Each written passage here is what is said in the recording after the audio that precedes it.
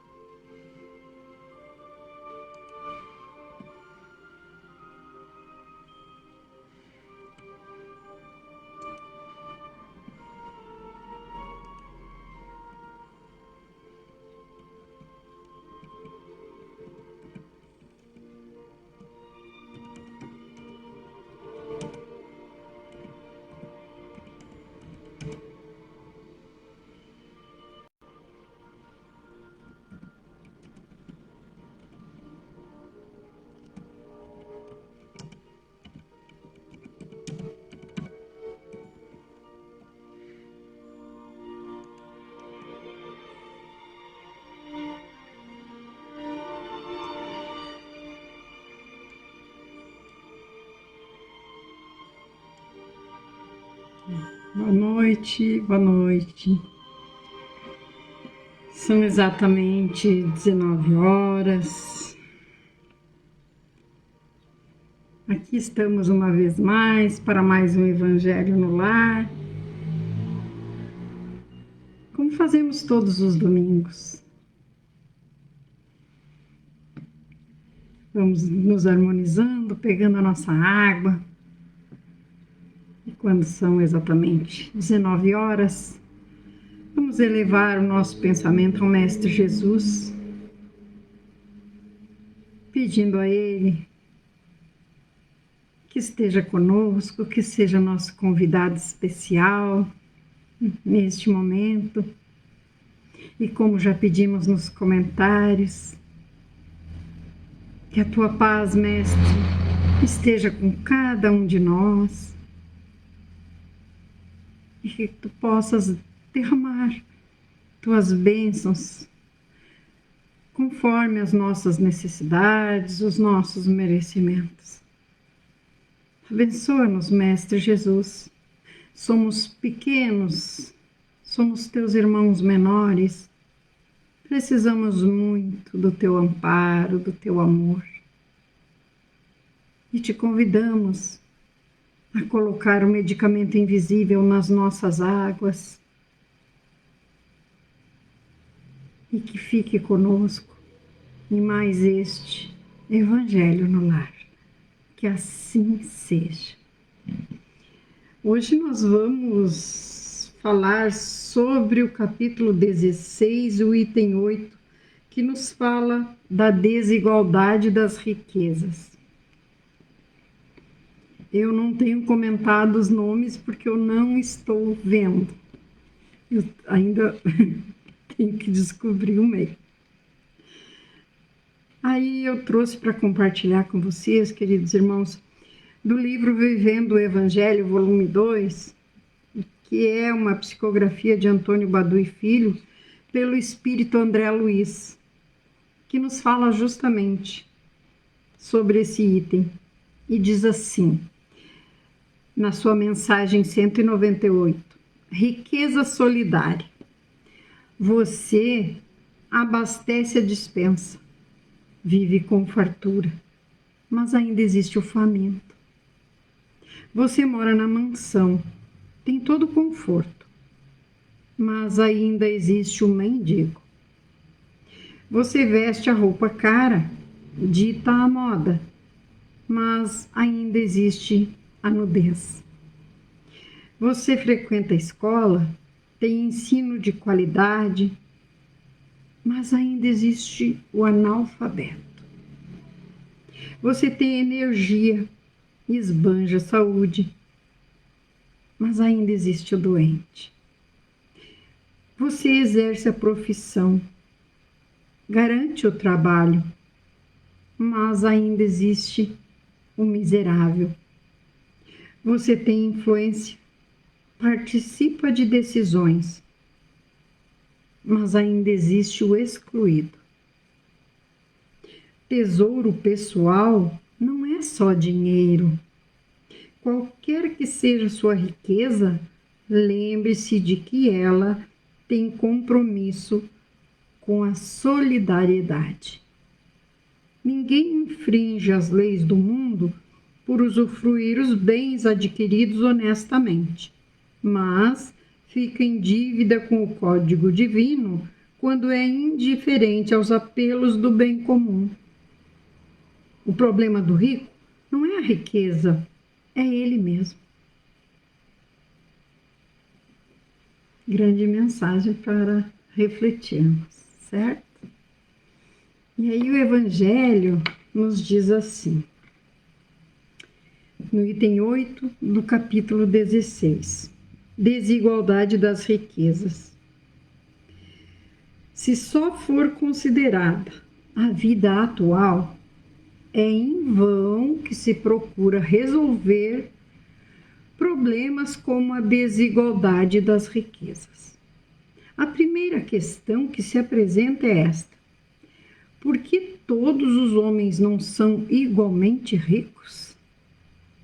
Não são por uma razão muito simples.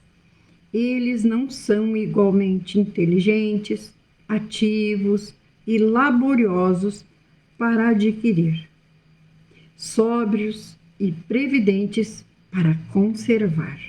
Além disso, é matematicamente demonstrado que a fortuna igualmente repartida daria a cada um uma parte mínima e insuficiente. Imaginando-se essa repartição feita, o equilíbrio seria rompido em pouco tempo, devido à diversidade de caracteres e atitudes. Imaginando-a possível e durável, cada um tendo apenas do que viver, isso seria o aniquilamento de todos os grandes trabalhos que ajudam no progresso e no bem-estar da humanidade. Imaginando-se que ela desse a cada um o necessário, não mais existiria o estímulo que impele às grandes descobertas e aos empreendimentos úteis. Se Deus a concentra em certos pontos, é para que ela se espalhe a partir deles em quantidade suficiente, segundo as necessidades. Admitindo-se isso, pergunta-se por que Deus concede a riqueza a pessoas incapazes de fazê-la frutificar para o bem de todos. E aí também está uma prova da sabedoria e da bondade de Deus. Dando ao homem o livre-arbítrio, quis que ele conseguisse, por sua própria experiência, distinguir o mal do bem, e que a prática do bem fosse o resultado de seus esforços e de sua própria vontade. O homem não pode ser fatalmente conduzido, nem ao bem, nem ao mal, pois assim seria apenas um instrumento passivo e irresponsável como os animais. A fortuna é um meio de prová-lo moralmente, mas como também é, ao mesmo tempo, um poderoso meio de ação para o progresso. Deus não quer que ela fique muito tempo improdutiva, e é por isso que a desloca incessantemente. Todos devem possuí-la para poder servir-se dela e provar o uso que saberá fazer. Porém, como é materialmente impossível que todos a tenham ao mesmo tempo, e aliás, se todos a tivessem, ninguém trabalharia, prejudicando o aprimoramento do globo. Cada um a possui por sua vez. Quem não a tem hoje, já teve ou terá em uma outra existência. E quem a tem agora, poderá não ter mais amanhã. Há ricos e pobres, porque sendo Deus justo, cada um deve trabalhar a seu turno. A pobreza para uns é a prova de paciência e resignação, e a riqueza para outros é a prova de caridade e abnegação. Fazendo um parêntese aqui, né? Aqui quando diz assim, por que todos não são igualmente ricos, né? Não são por uma razão muito simples. Eles não são igualmente inteligentes, ativos e laboriosos, né? Muitos não querem trabalhar para adquirir a riqueza, passam dando golpes e tal. Mas enfim, se todos adquirissem. E nem sóbrios e previdentes para conservar. Quem de nós, queridos irmãos, não conhece uma história de pessoas, de herdeiros, que alguns cuidaram, seguiram com a fortuna que receberam, às vezes até multiplicando, mas sempre tem aquele que vai embora todo o dinheiro que tinha. Eu acredito que todos nós tenhamos uma história, saibamos de algum caso assim. Então, como diz o Evangelho, o problema não é a riqueza, não está na riqueza, está no homem, está em nós. A riqueza ajuda a ciência, ajuda no progresso, traz trabalho. Quando colocada em boas mãos, ela produz muito, ela ajuda muito. Pagam cientistas para descobrirem medicamentos. Tem muita coisa boa. Então não é ela que erra, é aquele que a detém, assim como o poder, certo? E aí diz assim: lamenta-se com razão o infeliz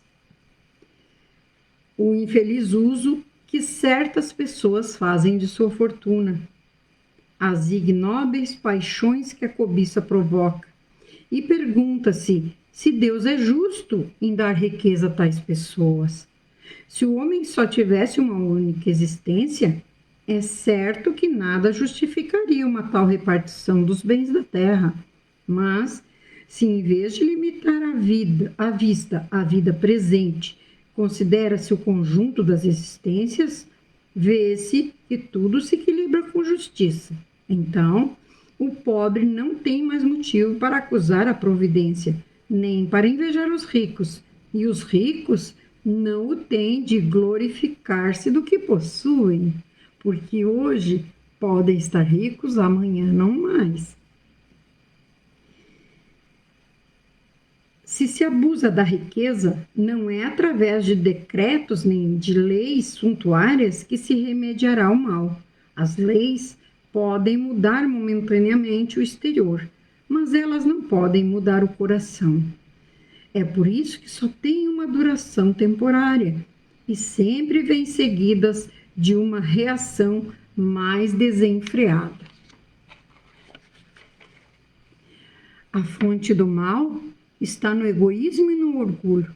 Os abusos de toda a natureza cessarão por si mesmos, quando os homens moldarem suas relações pela lei da caridade.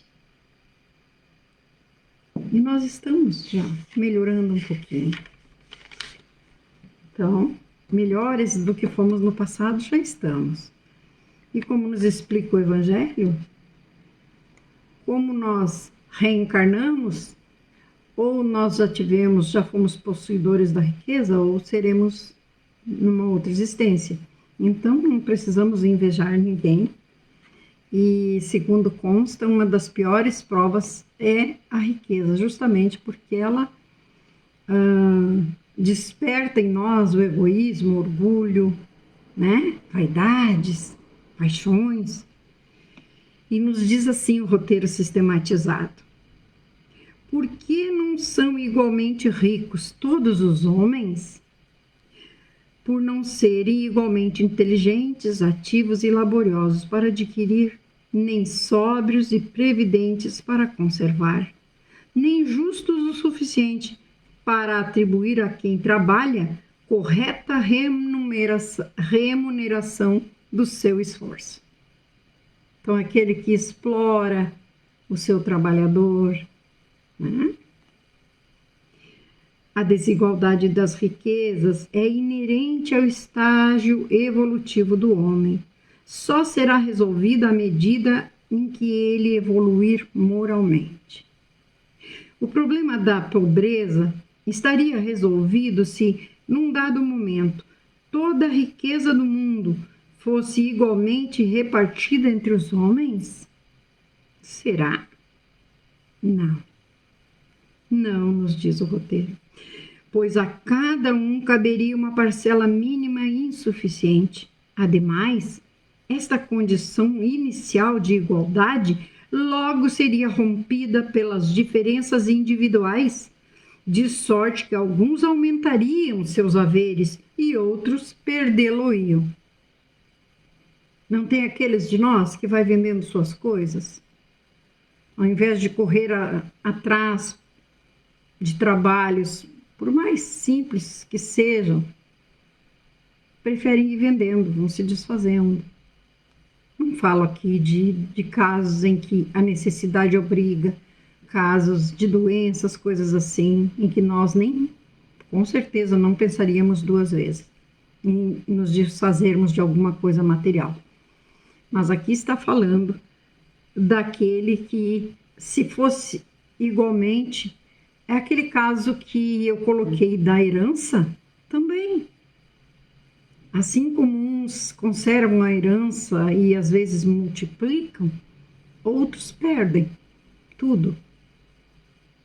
Vai indo, vão jogando fora por bobagens e perdem. E diz assim: é, aliás, ponto matematicamente demonstrado que a riqueza, repartida com igualdade, a cada um daria uma parcela mínima e insuficiente. Supondo-se que a divisão equitativa da riqueza, né, igualzinha, fosse estável e suficiente para que todos tivessem o necessário, o que ocorreria? Aí já vem um outro grande problema: o aniquilamento de todos os grandes trabalhos que concorrem para o progresso e para o bem-estar da humanidade, pois já não haveria o aguilhão da necessidade que impele os homens às descobertas e aos empreendimentos úteis. Se Deus a concentra em certos pontos, é para que daí se expanda em quantidade suficiente, de acordo com as necessidades.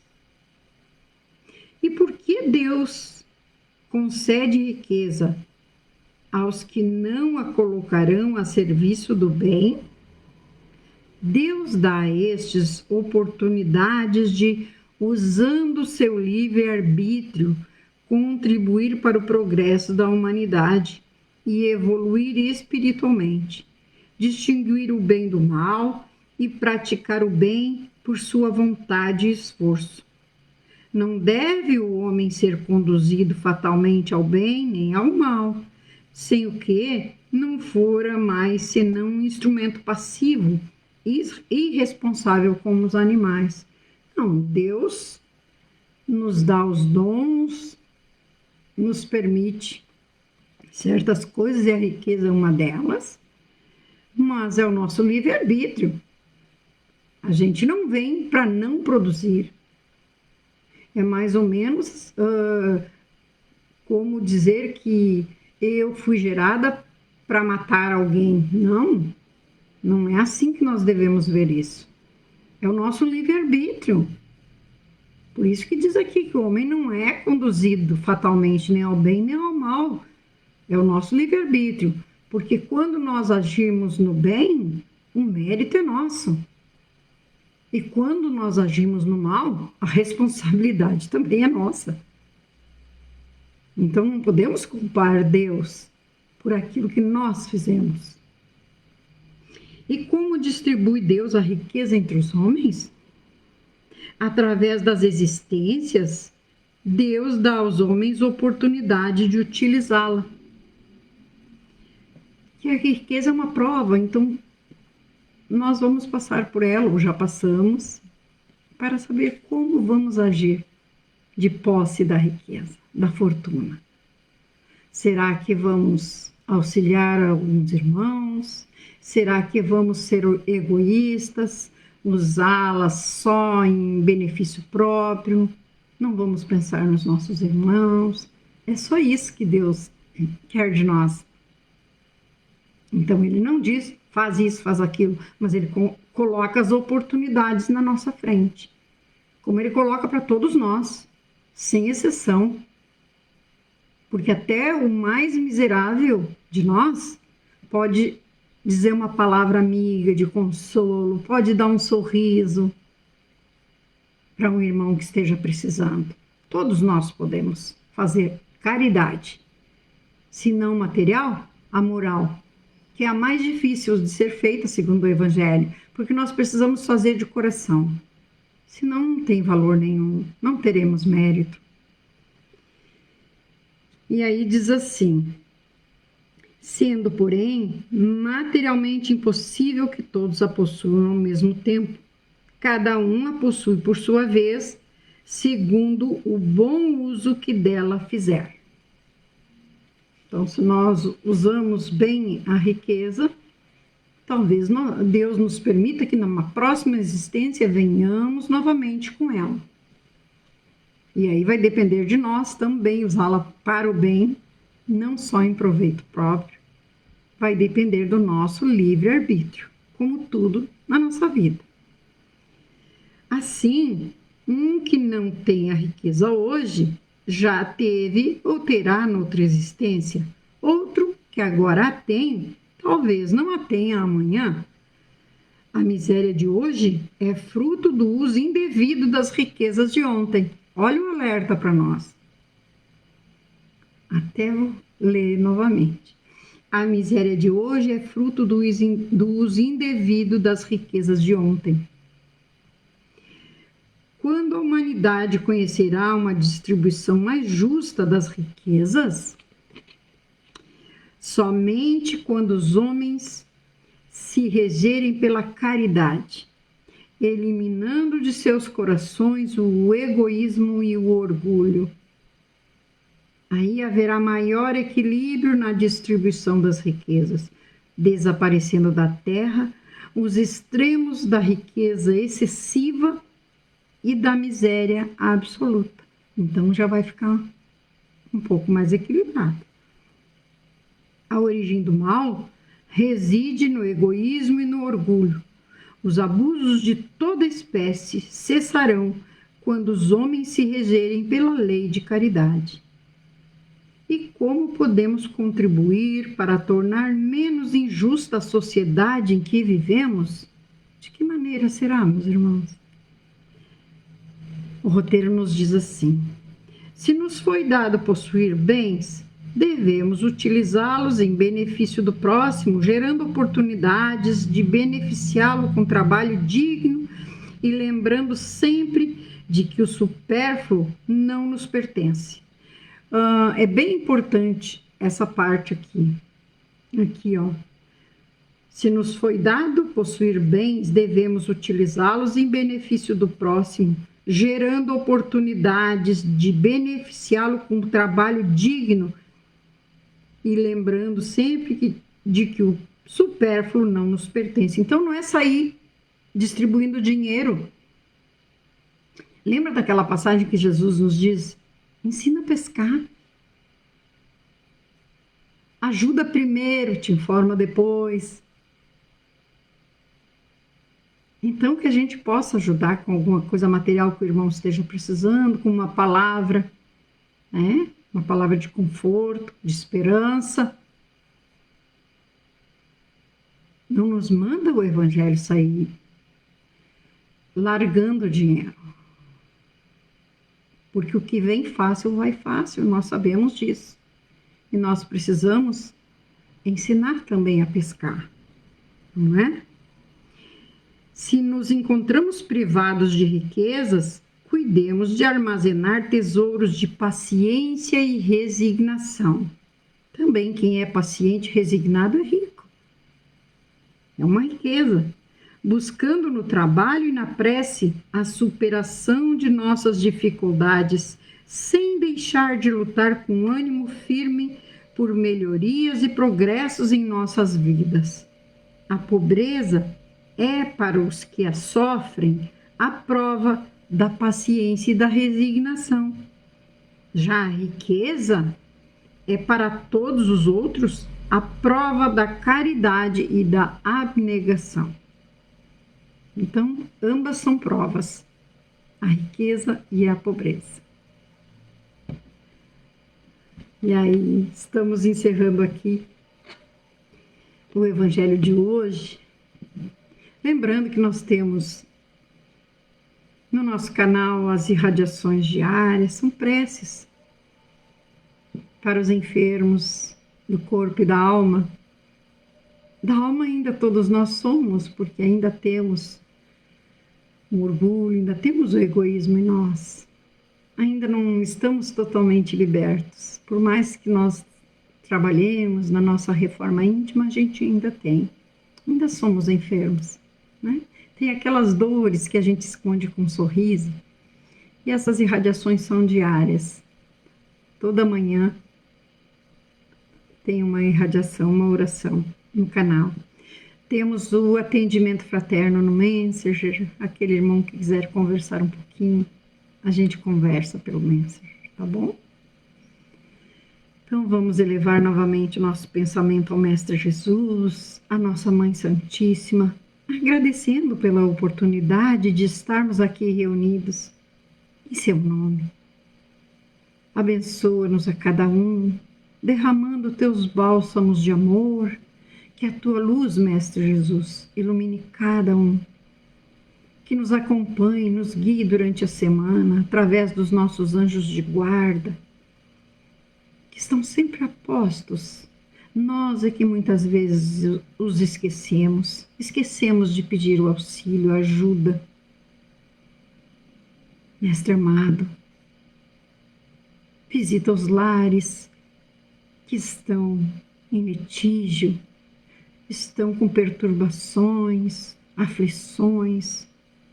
Visita os lares dos nossos irmãos enfermos do corpo, da alma também, os hospitais, asilos, orfanatos, presidiários, Mestre amado. É o que te pedimos hoje.